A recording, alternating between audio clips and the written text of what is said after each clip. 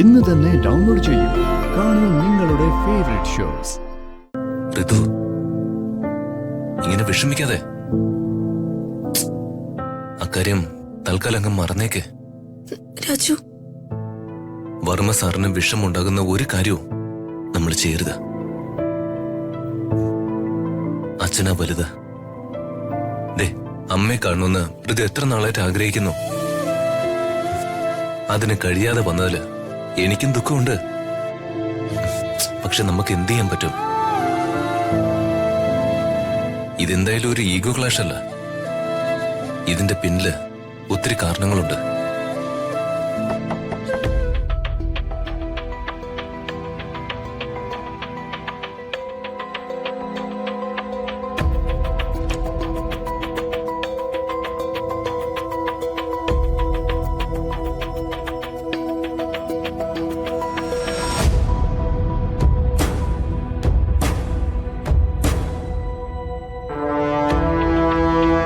ഞാനങ്ങനെ പറഞ്ഞതില് നിനക്ക് വിഷമമുണ്ടോ?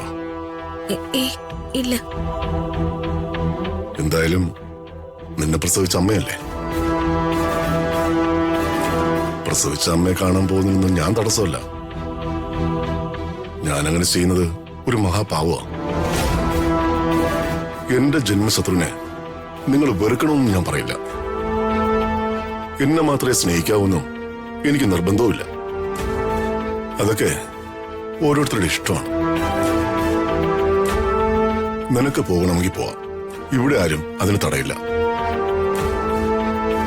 പക്ഷേ ആ സ്ത്രീയെ നീ കണ്ടെന്നോ സംസാരിച്ചെന്ന് ഞാൻ അറിഞ്ഞ പിന്നെ ഈ വീട്ടിൽ നിനക്ക് സ്ഥാനവും ഉണ്ടാവില്ല, എന്റെ ജീവിതത്തിലും ഉണ്ടാവില്ല. അയ്യോ സർ. ഇല്ല, അച്ഛനെ ധിക്കരിച്ച് ഞാൻ അങ്ങനെ ചെയ്യില്ല. അച്ഛൻ പറഞ്ഞതുപോലെ എന്നെ പ്രസവിച്ച അമ്മയല്ലേ. കാണണമെന്ന് ആഗ്രഹിച്ചു പോയി. ആഗ്രഹിച്ചത് തെറ്റാണോ? ആഗ്രഹങ്ങൾ തെറ്റാണെന്നൊന്നും ഞാൻ പറയില്ല. നിനക്ക് പോകണമെങ്കിൽ പോവാം. ഇല്ല, ഞാൻ പോയില്ല, ഉറപ്പ്. അങ്ങനെയുള്ള ഉറപ്പുകളൊന്നും എനിക്ക് തരണ്ട. ചില വാക്കുകളൊക്കെ പിന്നെ പാലിക്കാൻ പറ്റാണ്ട് വരും. വാക്ക് തന്നവരും വിശ്വസിച്ചവരൊക്കെ എന്നെ ചതിച്ചിട്ടേ ഉള്ളൂ.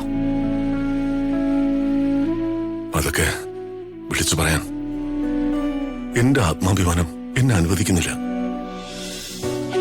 പൊതുജീവിതത്തിൽ വിജയിക്കുകയും വ്യക്തി ജീവിതത്തിൽ പരാജയപ്പെടുകയും ചെയ്ത ഒരു മനുഷ്യനാണ് ഞാൻ. നിങ്ങളും എന്നെ തോൽപ്പിക്കരുത്. അയ്യോ, അത്ര എനിക്ക് പറയാനുള്ളൂ.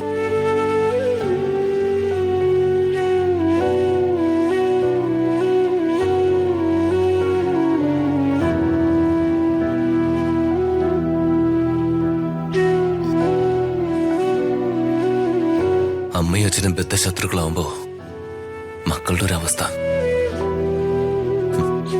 ആർക്കെങ്കിലും ഒരാൾക്ക് ക്ഷമിച്ചൂടെ?